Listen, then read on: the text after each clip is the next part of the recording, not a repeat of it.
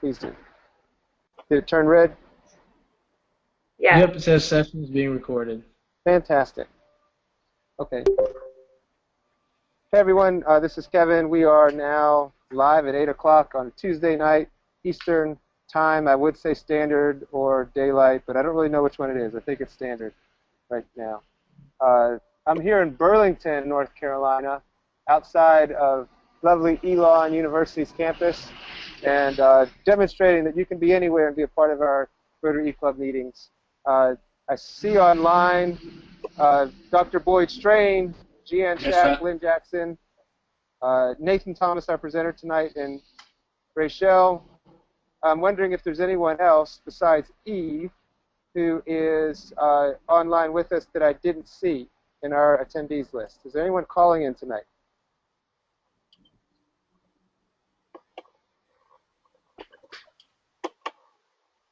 I don't hear anyone calling in, so sometimes people join in later, but we want to welcome everyone who is here live and anyone who's going to be downloading this a little bit later. We do have a very exciting program tonight. I got a chance to meet Nathan at a larger Rotary event and to hear more about his organization, and I'm glad to be able to interact with him in a public setting tonight about the great work they're doing. But I'm not even going to give you any hints. I'm going to let Nathan tell you all about it. But Gian, I know that you are online, and I want to thank you for running, you and Ed and Joe for running our board meeting last night when I couldn't get on, and you guys were strong without those of us that couldn't make it. But I'm wondering if you have any announcements that you could share with us this week.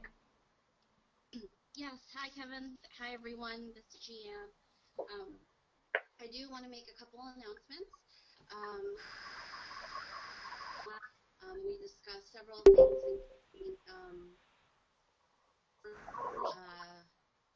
brochure forms, as well as new and transfer membership applications that are online through Google Forms.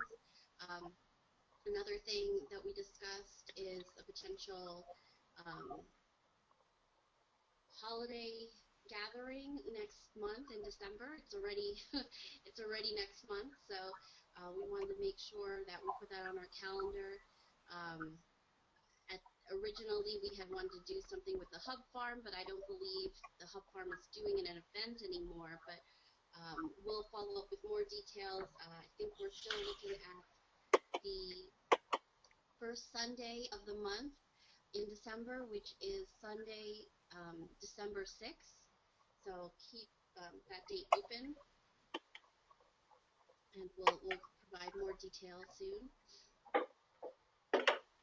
And then we have a couple things to discuss. A long ways away, in 2016, we have our Rotary Leadership Institute in Cary on January 9th. You can sign up for that. And we also have our grants training on February 6th. That will be also in Cary. That helps us stay eligible for applying for grants. And then we have two upcoming social events. First one, Eve, if you don't mind talking about the delegates and the evening at the Blue Note Grill. Sure, I'd be happy to. We have, this week we are hosting, the Sister Cities of Durham is hosting visitors, a group of 3 delegates from Kostroma, Russia, and a facilitator who's from Chelyabinsk, Russia. And they're all in town learning about Durham's diversity and systems that we have in place. And it's really fascinating. They're meeting with pretty much everyone from county government to the first person to the first African-American person to go to Durham School of the Arts. They're meeting with teachers. They're meeting with a Russian class at Jordan.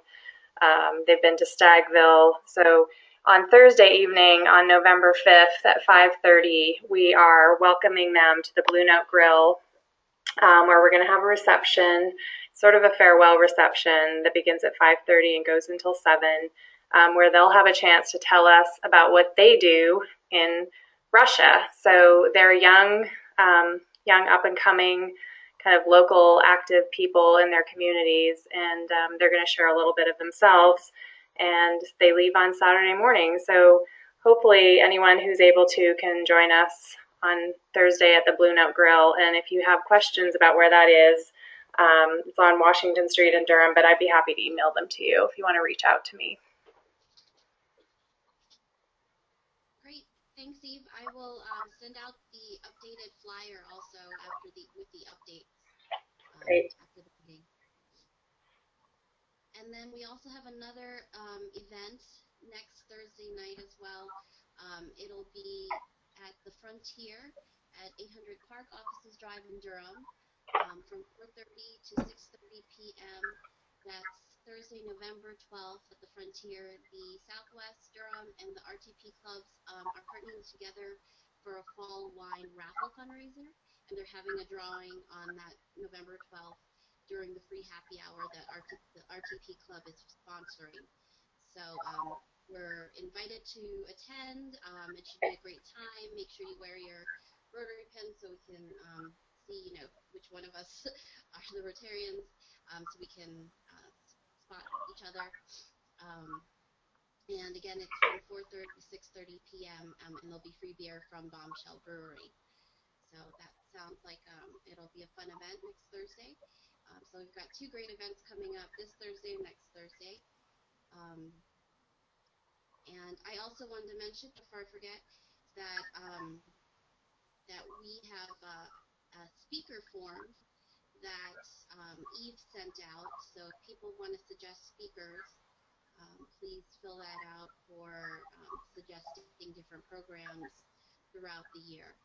So that's a great opportunity to invite other leaders and other colleagues in the community to talk to us, like we'll be hearing from Nathan tonight. So without further ado, I'll pass it over to Eve, if you could provide the bio for our speaker tonight. Sure. Thanks, Jan. Well, tonight we're pleased to welcome Nathan Thomas. Nathan was raised in Findlay, Ohio, and moved to Raleigh, North Carolina in June of this year. Welcome. In May, he graduated from the University of Cincinnati with a degree in mechanical engineering and currently works for Caterpillar in Clayton, North Carolina. At a very young age, Nathan's parents instilled in him the importance of education and service.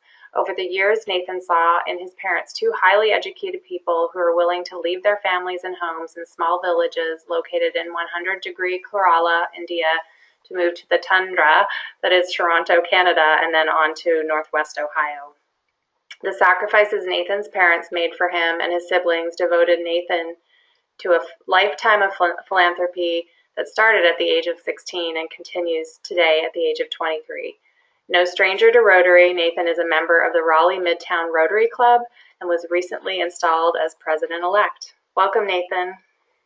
Thank you, everyone. It's good to be here and to be with you all virtually. Before I get started, can everyone see my screen? I can. Okay. And can everyone hear me, I guess? That's a good question to ask. Yep. All I right. can hear you fine. There's just a small rectangle. It looks like part of your screen, not all of your screen. Mine looks normal. There it goes. It's slowly loading. It's happening. Don't worry. Okay, good. So we're good to go. All right. So, as he was saying, I'm the executive director of All We Are. We've been a 501c3 since 2013. Our organization operates in Uganda, largely in Kampala, which is the biggest city in the country. And our focus is on educating the youth there and creating tangible change through different engineering innovation projects that I'm going to talk more about. While I'm giving this presentation, keep an eye out for the upper right-hand corner of the screen. And for those of you familiar with Rotary, which I'm sure everyone here is, you'll see a little box that will show how the things we're working on are very aligned with Rotary's 6 areas of focus. We like to say that our organization has been fueled by Rotary, and as we progress through what we've been working on and how we started up, you'll see how we're very aligned with Rotary. So to start, I have to rewind to Findlay, Ohio in 2009. I was a high school student who was required to do service hours for National Honor Society, and I wanted to do something that was out of the ordinary, something that was meaningful. And it was hard for me to find something meaningful at the time, and I realized that I needed passion to create this. And that's where Computers for Kampala was born. This project addressed the digital divide, and at the time I was very handy with fixing and repairing computers, and I decided, let me collect computers from people in my community, refurbish them, and send them to a boarding school in need. And I created a connection with an organization based out of Pittsburgh, Pennsylvania, that works in Kampala, Uganda. So starting up, I worked under their umbrella, and I was supported by the Findlay, Ohio Rotary Club. And this club, this is my hometown, and really is what started my connection with Rotary. Since we only have 30 minutes today, I have to fast forward right to 2015 and some of the projects we're working on today. But I think it's important to note some of the steps along the way. I've been very blessed to have traveled to Central America, India, multiple trips to Uganda, and in these experiences I've had and attending University of Cincinnati, I was able to reinvigorate All We Are and create this focus on innovatively engineering in developing countries. And the first project we did to this extent was a clean water project that was supported by the Findlay Rotary Club. Before we get into the real meat of what All We Are is doing, I wanted to spend a few minutes talking about our campaigns, because we think they're really important in allowing people to give differently. Our organization is comprised of all young people. We have an advisory board of industry professionals, people with a lot of experience working in international development, specifically in Africa. But we want to instill the same passion for service in other young people. And these sort of campaigns really helps us to do this. Not only that, but it helps us grow as an organization. We can partner with different organizations and work in different geographical areas. Our first campaign started a little less than a year ago from today. I'm sure everyone remembers the Ebola outbreak in West Africa. Well, we have no connection to the area. We felt compelled to help, and we created a 50 grand campaign where we wanted to send medical examination gloves to West Africa. We learned a lot during this process, specifically with supply chain management, how you actually organize a shipment of gloves to go to hospitals and clinics in these areas. And we partnered with a few organizations and sent 10,000 medical examination gloves there. The second campaign, before I go on, I guess it's important to note that the Cincinnati, Ohio Rotary Club contributed towards this project, and as you see as the presentation goes on, they've been really influential in our success. The next campaign is something that we do all throughout the year. It's a Kicking It Back campaign where we collect jerseys, soccer cleats, uniforms, anything, you name it, and we send them to Africa. And if you've ever been to Africa or really any developing country, I'm sure you've seen students, young people playing soccer in conditions that are definitely not what we're familiar with. You can see this picture here. This is the soccer field where we held a tournament, and it's all dirt. There's very little grass. So it's kind of funny, before we started playing, I was really wondering why all the players wanted the high socks, the shin guards, and everything. And once we got to the field and I saw the rocks and the dirt, I really understood why. So this is a really easy project we can do to help these students in need. And we've really done a lot with this campaign. We've gotten donations from all over the country, as far as Alaska and Canada and even Germany. We're one of the few nonprofits to do this, so I'm excited to in just in a few months moving to North Carolina, create some relationships with Castle and some other organizations based in the Triangle, and hope to do something like a soccer tournament here as well. Another campaign we do is the Uniforms for Uganda campaign, and this campaign is simple. In our trips to Africa, we see lots of students at boarding schools that we work with whose parents are barely able to scrape by and afford for them to go to school, let alone pay for their uniforms. And these students attending these boarding schools, they become brother and sister essentially. They're in class together all day.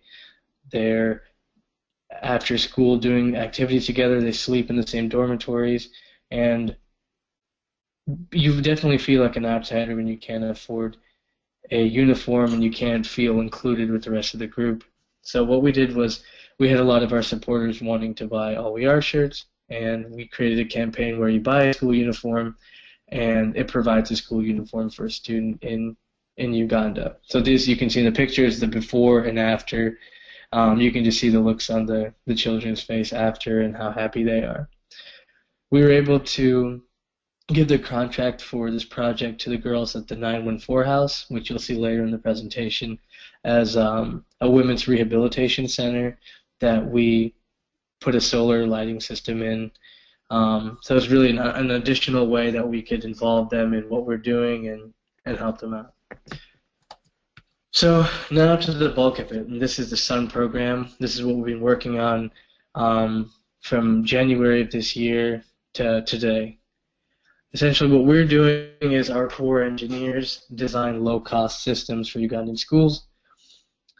And these are lighting systems that bring lights to classrooms, dormitories, and security lights outside.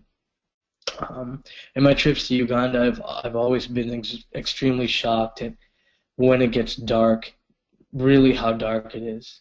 We're so blessed here in America to have street lights and have lights from cars and other things emanating, and it's not that dark really, but in Africa it's definitely a different situation. What we do with our project is we try to align ourselves with Rotary as much as possible and to create as much tangible change as possible. So in doing this, we are locally sourcing the components. So we design the systems, and then we make sure we buy all the components from Kampala, Uganda, from different solar suppliers there, because we don't want to take money out of the local economy. We hire local labor. We have a team of electricians that works with us, and our goal is to electrify 50 schools in Uganda by 2025. And to ensure sustainability even further, we have a payback model where we require schools to pay a portion of their energy savings to us in monthly installments for the first year. After the schools make 12 months of payments, the system is theirs free of charge, and the school administration helps us select a second site for the project, and this creates a pay forward effect that you don't really see in Africa. And this really benefits the students because, for example, let's say we're doing a project at a primary school. Perhaps there's a secondary school in the area that a lot of students go to. By creating this link between the primary and secondary school, the students aren't graduating from primary school and going on to secondary school and not having the same resources they've grown accustomed to.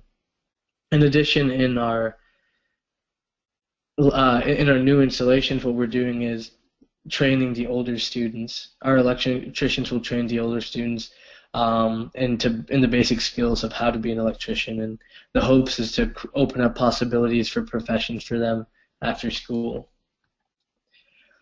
So I mentioned we started this project this year, and in that time we have done 4 installations. One was impacting 410 students, the second one was 450 students, and the latter 2 were funded by the Cincinnati Rotary Club.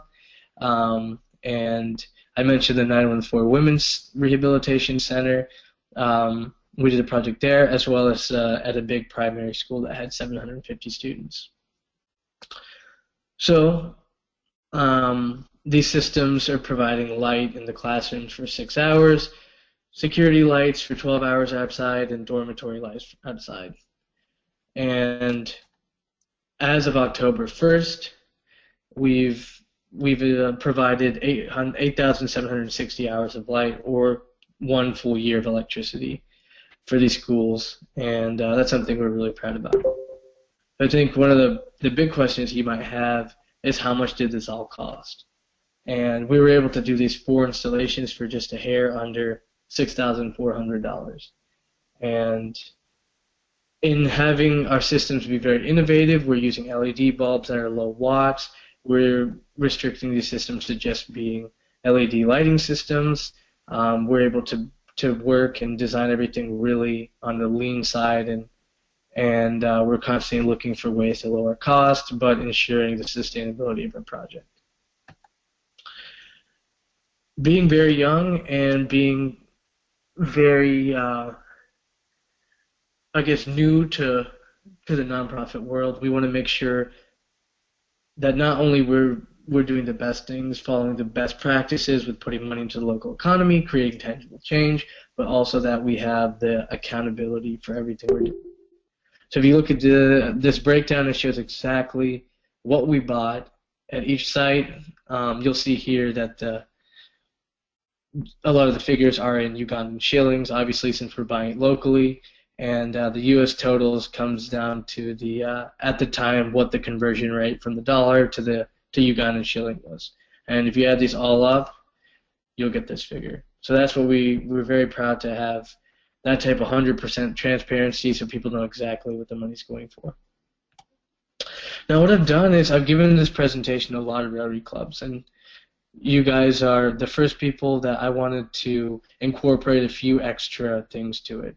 Because as Americans, we're very blessed and don't really have to even consider solar power. You know, we have grid power. It's inexpensive. We make enough money. It's not a problem. But I wanted to hit home to Rotarians that perhaps haven't traveled to a developing country just how important this is. And I'm sorry this slide's extremely wordy, but I think it's really important and really helps solidify how important this is. So this is an example from Kenya that's almost 20 years old. An MIT professor traveled to work with an NGO that distributed textbooks to rural villages. And at the time in Kenya, the ratio of students to textbook was 17-1. And if you think in a more traditional way in terms of international development, you might say, oh, there's a simple solution.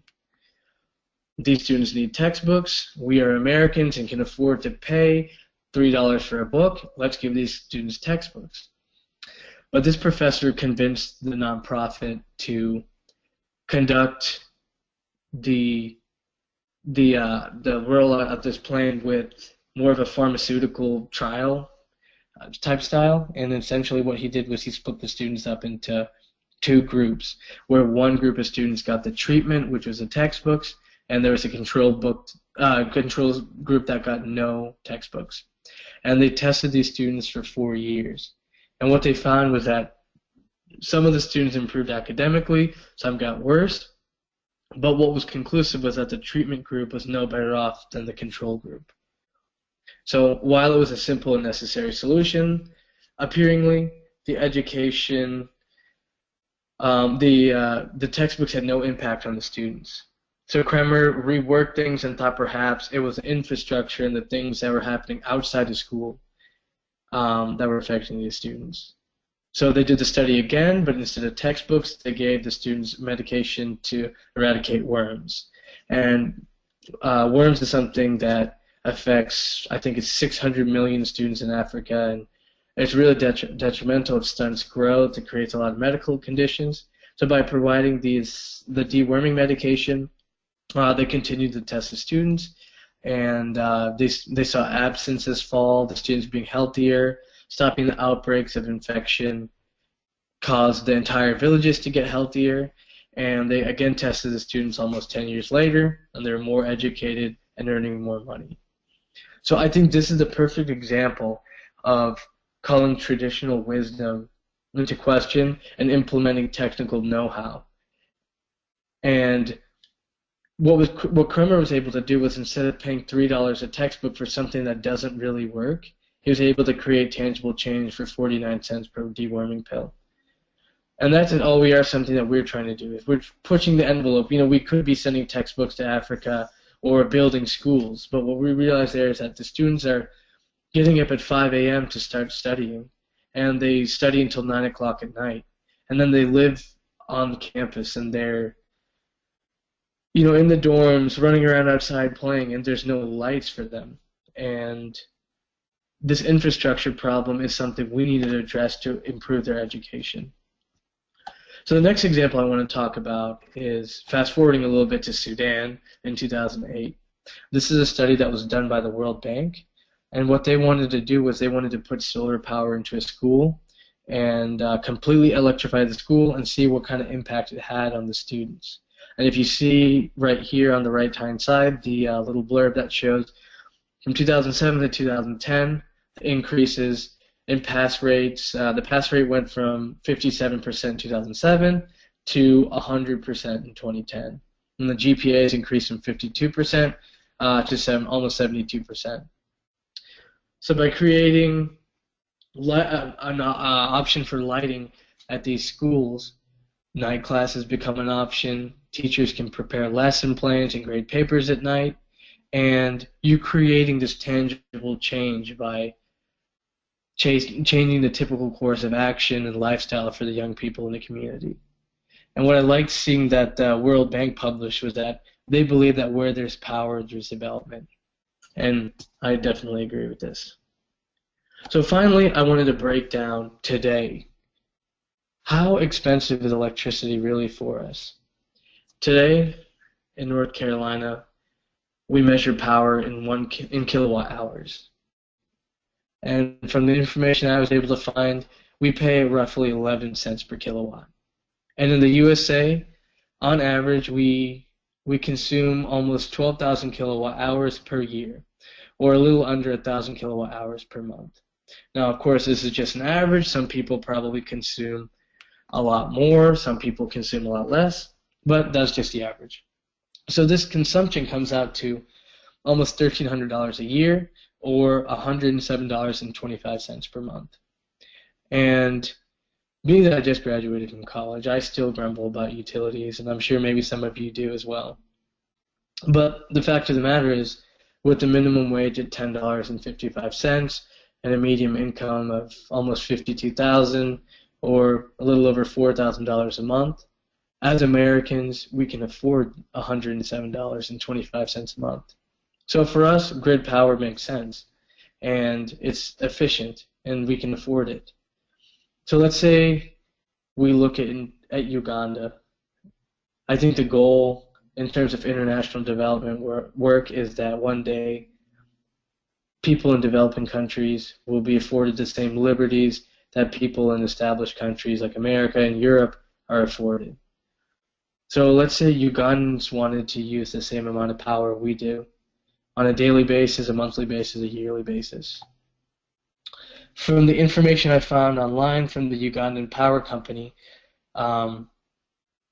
they pay for each unit of power 19 cents when it's converted to US dollars.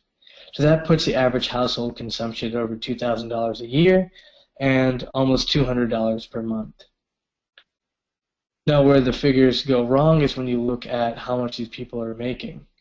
And it was very hard for me to find any salaries in Uganda, and this was because minimum wage was set in 1984 in Uganda at 6,000 shillings a month, which is a little under $2 in US dollars. And it hasn't ever changed. 10 years later, it was recommended to increase it to 70,000 shillings per month, and it was rejected. So that kind of shows you, regardless if you're making $1.66 per month or $20.74 a month, or even $100 a month, you're not going to be able to afford almost $200 per month for an electricity bill. Now these were the figures we got from the power company of Uganda. And this is the rates that they have on their website. So we were talking to our electricians and the people that we know in Uganda, and we were telling them about this, and we were saying, wow, we can't believe you're paying this much money for power. 667.4 Ugandan shillings per unit per kilowatt. And what they said to us was, power hasn't been that cheap in almost 10 years. In actuality, what they're paying is between 800 Ugandan shillings and 1100 Ugandan shillings per kilowatt hour. So that's between 22 and 31 cents per hour. So that would put the monthly rate of a utility bill to being between $215 and $300. So that kind of goes to show you the corruption, obviously, in Uganda, but just it's not feasible for them to afford grid power in the select places it's available. So that's a little bit about why what we're doing is important. We're currently working towards a global grant through Rotary International. We've submitted the district grant proposal and it was approved, and we're working to create relations to see, hey, do you want to support this project? Our goal is to electrify 10 schools in East Africa. We have a connection with the host club in Uganda that we have worked with in the past and have a great relationship with. My team is traveling to Uganda in January to build more relationships, optimize our systems, and some of the other campaigns I was telling you guys about. I contacted the Cincinnati Rotary Club, and they've pledged $5,000 towards this project, and we have potential commitments from some other tri-state area, Ohio, Kentucky area clubs, and been going around speaking to a lot of different Rotary clubs, and just wanted to say that I think this is a perfect opportunity for us to work together as connected Rotarians, where this is a project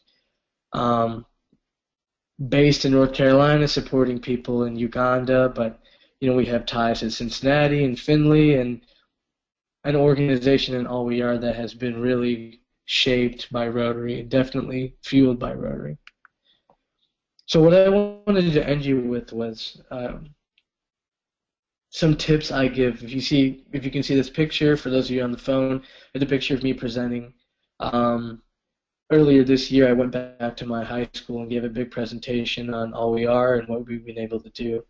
And this is something I'm really passionate about, and I want to instill the same sort of passion for service into other young people. And the tips I left them with were: work harder, don't let your age be a deterrent. I try to show them, hey, look, this is what I've accomplished with the support of Rotary Club, support of other people my age and advisors and different people. And I'm only 23. There's endless opportunities out there for other young people. The third point was to be willing to take advice, and the fourth and most important thing was to be truly passionate about the things you involve yourself in. And throughout giving these presentations and meeting Rotarians in the Triangle area, I've realized that you can summarize these tips into just a few words, and that is service above self. So that's all I have for you today. So if you guys have any questions, I'd be glad to answer them. Any comments or anything, just shoot them.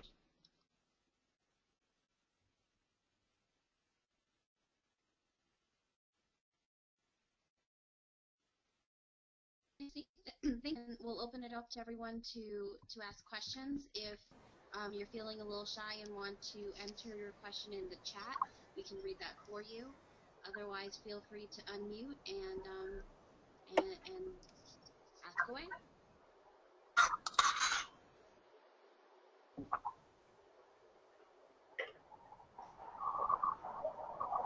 I don't really have any questions, but I just want to say it's very impressive, everything you've done. It's inspiring. Thank you, I appreciate it. I have a question about the continuation of these projects. Are you having success in them somehow being continued, or how are they continued through time? Well, with the payback model we have, that money goes into sustaining the individual systems. So we're not taking those monthly payments from one school and using it for another school. We're taking those monthly installments, and let's say an inverter or a battery breaks, using that money for that, but also the bulk of that money is put to a system. Going back to Uganda in January will be 1 year for some of these projects, and we can test everything. We are in constant communication with the headmasters and the teachers at the schools just to make sure everything is working well, that we're meeting their needs, because I think that's the most important thing with international development work. It's easy to come in with your agendas and your ideas of what needs to be changed in an area, without really having a lot of exposure to development work or perhaps that geographical location. So we're constantly, making sure we're following the best practices, that the teachers, the students, the headmasters are happy, and we've got nothing but positive feedback. But the goal is when we're going back to expand some of these systems, if the schools need that, or create relationships with additional schools in that same area so that the students can continue on with their education and still have the same benefits in solar. While you were talking, I was thinking about the electrification of this country that goes back into the 1920s and 30s when they set up the electric co-op operations for rural areas. Is there any governmental structure that will contribute towards the spreading of these ideas and the maintenance of them? Are you talking specifically in Uganda, or? Well, I was thinking of Uganda, but in any of these communities you've worked. Unfortunately, no. In my last trip to Africa, I met with I went to the U.S. Embassy and met with some people there, and they basically had their own initiatives. And in terms of the Ugandan government, their focus is with this. They call it Umemi Power, and this is the power company I was telling you about. Mm-hmm. And it's just extremely corrupt, because what they're trying to say is, on the public image side, that we're providing power to Ugandans for very cheap prices and rates, and in reality, that's just not the case. So a lot of these schools, when we went into them, they had the wiring for lighting systems and different things, but they couldn't use them. They could never turn them on because they can't afford it. Mm. So it would be great to create some sort of partnerships with the Ugandan government, or the U.S. Embassy, which is located right in Kampala, but unfortunately, we haven't been able to set anything like that up. Nathan, this is... If there are no other comments, I'd like to ask about the possibility of making sure that we've got some kind of continuation in setup, so that once these are started, they can be run long enough to really have a lasting impact. Oh, of course, that's our goal. Our goal isn't to put these systems up and then have them a year or 2 years later, all run down and beat up. When we do these projects, we're making sure we're teaching the headmasters and the teachers how to maintain these systems, educating everyone, including the students, on solar power safety, how to keep them safe from some of the dangers of it, but also how to keep the system safe. In addition to that, by working with local suppliers, we know immediately, okay, there's a problem with an inverter or a solar panel's cracked. We can immediately resolve the issue. And it's very tough, honestly, I'm not going to lie, in Africa to find suppliers that are selling good quality American or European components, but we were able to do that in Kampala. We found 2 suppliers. We probably went to 15 suppliers that were selling just really terrible Chinese-made products that are made for developing countries, and they're cheap and they break quickly. We weren't interested in any of that. We wanted the good quality American products, but we wanted to make sure we were buying locally still. Lots of nonprofits that do this type of work, what they do is they fly to Africa and stop over in Frankfurt or Amsterdam, buy all their components, spend a week or two in Uganda or wherever it might be, install the system, and go home. That's just very unsustainable. That's taking money away from local laborers, electricians, taking money away from the local economy. So you're creating sort of a ripple of change and helping people on a temporary basis. But, you know, what happens if anything breaks? Are you going to spend $2,000 and fly to Africa? So we feel very confident that these systems are sustained. The solar panels have 25-year warranties. Some of the other components' warranties are the same that you would get if you put a system up in America. Of course, you know, there's problems that happen. Components malfunction, but we have good relationships with the solar suppliers we work with, and we're confident we can quickly resolve all the issues. Well, thank you. I think you're doing a great thing. I hope we can somehow help. Thank you. I appreciate it. That would be great. Nathan, I wanted to ask you a question about your clean water project in Kampala. If you could talk a little more about that. Sure. Yeah. So the project was, I guess it was born when I traveled to Uganda for the first time. I mentioned I traveled in 2011, right after I had launched this computer project. While I was there, I realized, you know, having a computer is great. We're all on our computers and smartphones right now, but in developing countries, that's not a need. That's a want. And there's things that are much more crucial for our existence. And all we are began to focus on these types of things that are more essential. And that's where we got the idea for the water project. In Kampala, the city's built on a series of hills. And during the rainy season, when it's rained, there's people whose villages and slums are completely washed out with dirty water and don't have access to clean water. So we created a design for a clean water project that's done with a rain catchment system. And this is an extremely low cost but low tech system, because at the time we didn't have people on the ground that could maintain anything like a big expensive system with pumps and different things. And basically a rain catchment system, for those of you that don't know, it collects rainwater from a roof. The rainwater comes from the roof to gutters and then flows into a tank, and there's some sort of biosand filter that slowly filters the water. So again, very low tech, but an efficient system.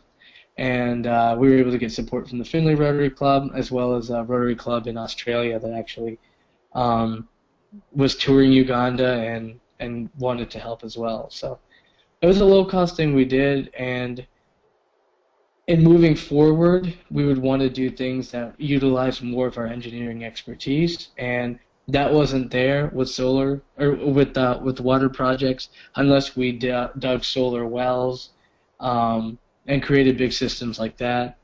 And some of our other colleagues who work in international development in other areas, I think two of the organizations work in Ethiopia, and they had a very tough time essentially with doing anything that involved drilling into the ground, creating a system like that where they had to deal with bribing government officials, and that's something we just do not want to be involved with at all. So we were able to kind of, I guess, shift gears a little bit and get into solar, but we feel like it's a better utilization of our engineering expertise. Thank you. Yeah. Any other questions or comments or anything?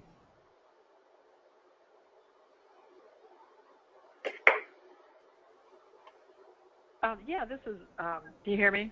Yeah.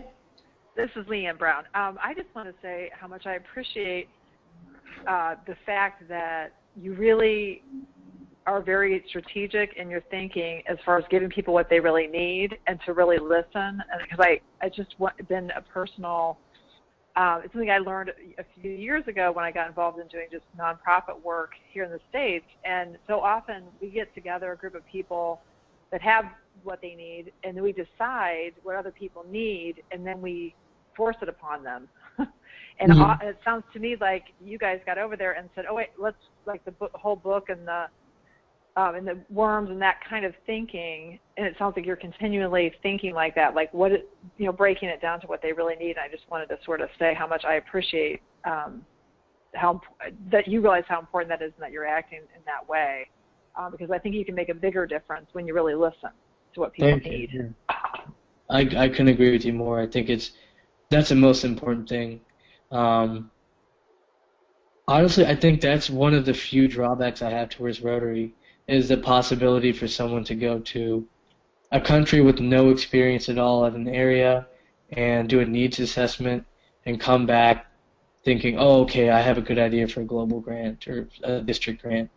I think as Rotarians and as people that are passionate about helping people in general, you want to follow the best practices, and it's like what you're saying, making sure you've completely vetted the people and the area.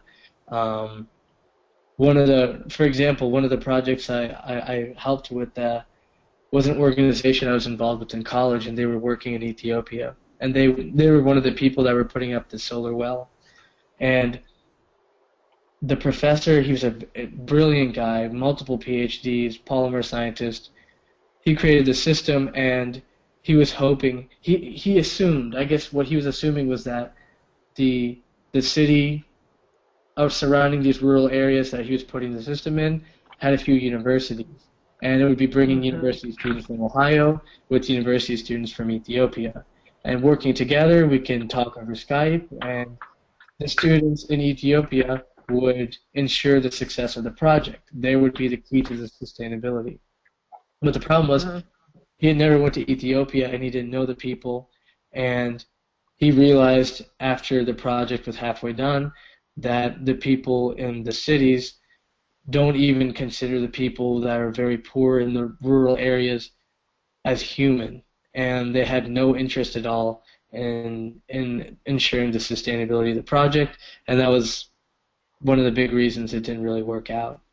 So lots of times that people ask me, they're like, oh, so how's Uganda going? When are you moving to Haiti or other places? And to be honest, we're extremely content in working in Uganda. It's been almost 7 years now. We have people on the ground that we can trust, which I think is the most important thing. But that takes a long time to get people exactly. to trust. It takes a long time. I'll be going in January for my 4th trip to Uganda, and I'm talking every single day to the people over there. So it's kind of cool where these people have become like my brothers and sisters.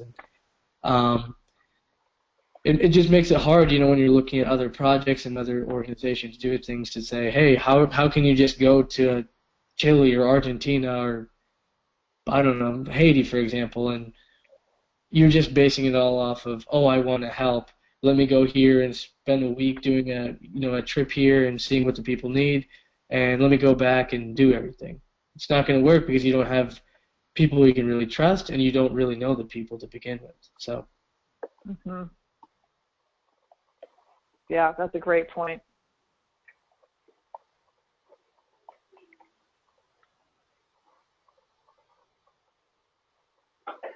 Nathan, I wanted to ask you another question. So we are our e-club is part of a global grant to improve basically the water infrastructure at a school in Arusha, Tanzania.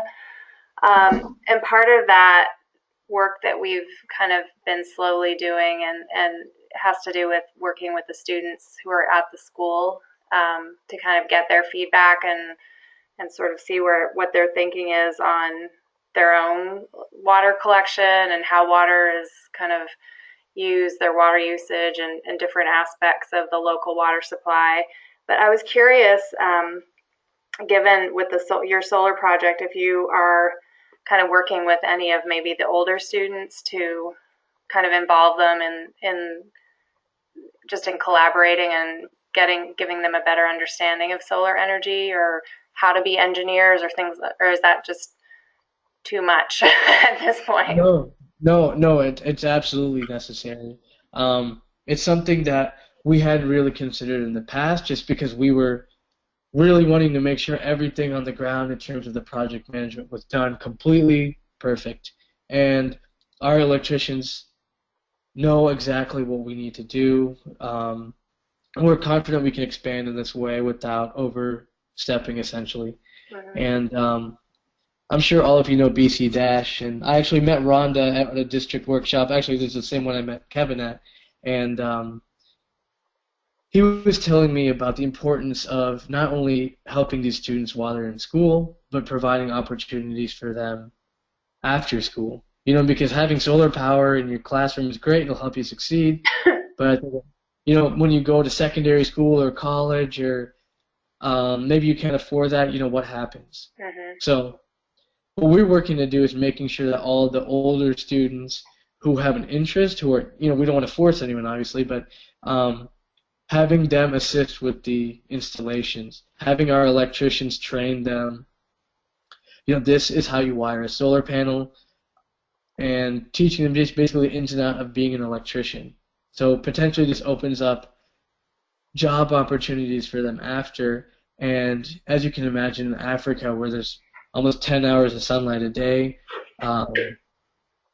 working with solar power and solar installations is something that, you know, there's no shortage of jobs for that. So that's one of the things we're putting in there as well.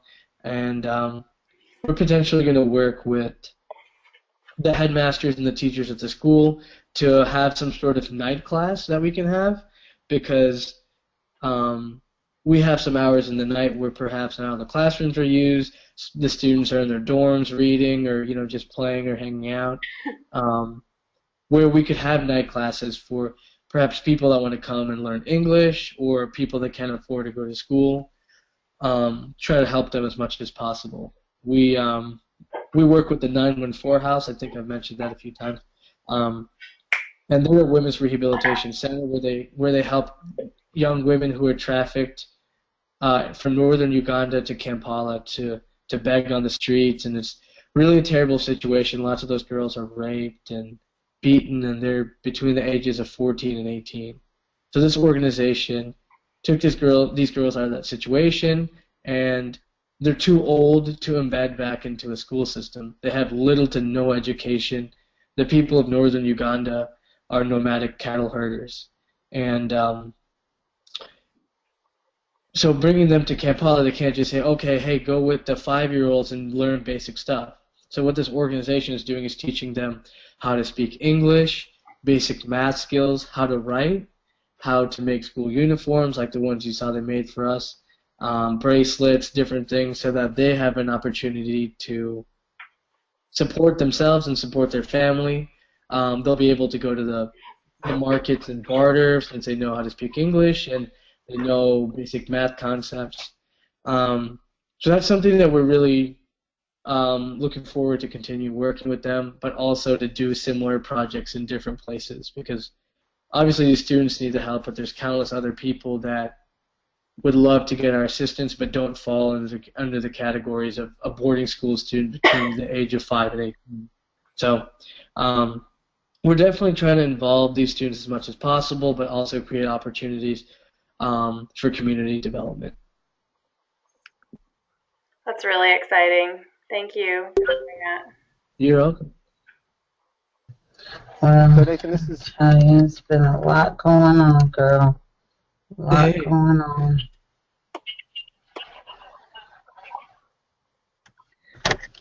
Is that Rhonda? I'm not sure yet. I got stuff, but I'm not sure yet what I'm going to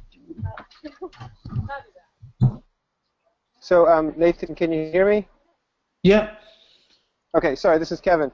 I was wondering, I just switched screens and I put up something from the National Academy of Engineering, their grand challenges for engineering, which I've learned a lot about over the past several years, and one of theirs is making solar energy economical.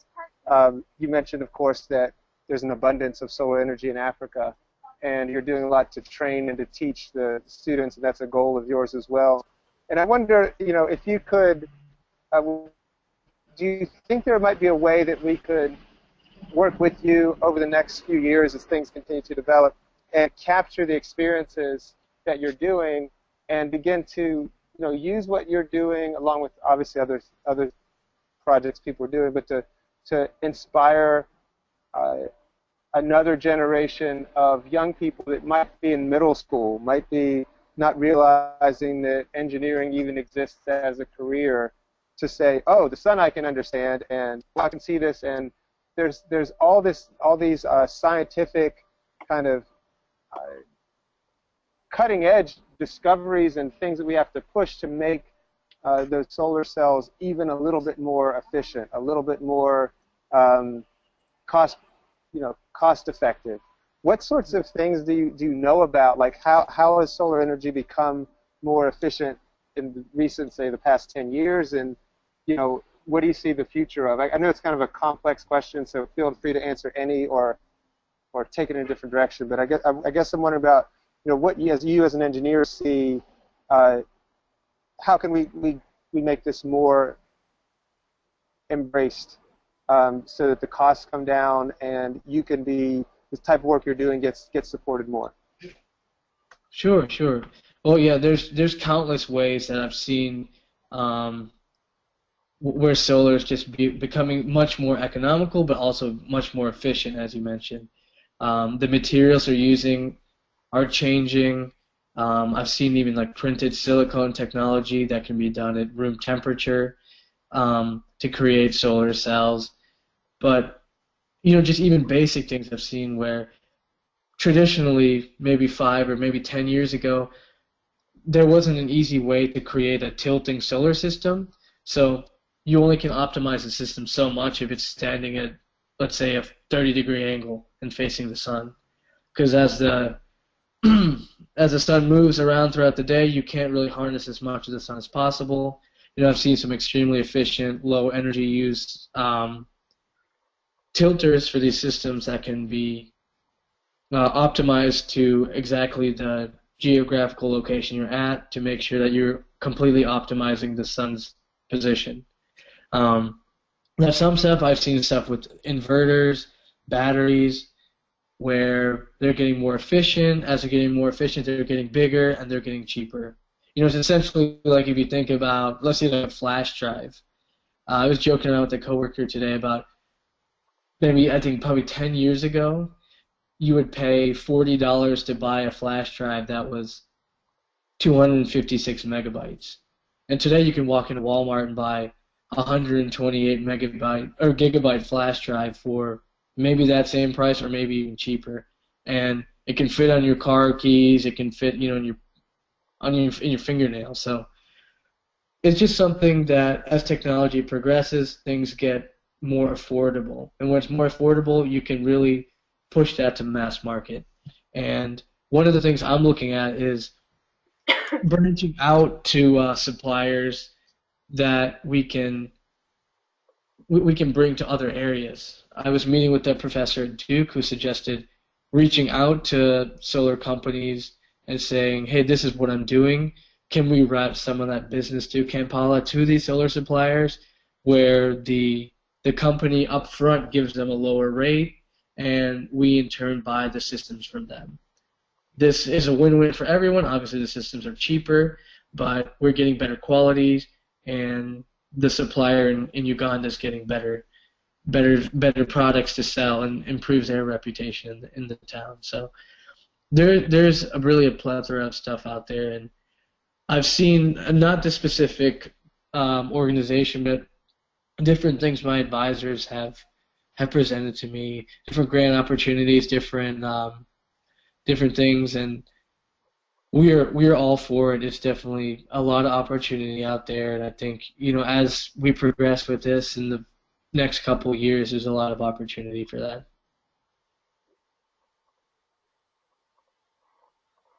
Nathan, I think everyone would agree. We really appreciate your presentation, the program tonight, but even more the work that you're doing and the way that you've taken your life experience and are making your life into really the motto of Rotary, service above self, and we really appreciate that. Appreciate all you're doing for people and for and in the name of Rotary, we really appreciate that too. Thank you. You're a good man. Thank you. I wonder, Dr. Boyd Strain, if you are able to unmute. I think I've brought up my four-way test, and if you could lead us in the four-way test, we would really appreciate that. Okay, I finally figured out how to unmute. The Rotary Club has as guidance the four-way test. It's applied to the things we think, say, or do. First, is it the truth? Second, is it fair to all concerned? Third, will it build goodwill and better friendships? And fourth, will it be beneficial to all concerned? Did that come through? It did. I heard it. It did, and it was great. Everyone, thank you so much for coming tonight. And if you want to continue to discuss and dialogue for a little bit, as long as you're free, you can, but our meeting is officially over. Thank you again for attendance and for participation in the conversation. Thank you. Thank you, Nathan. Good night. Thank you. Good night.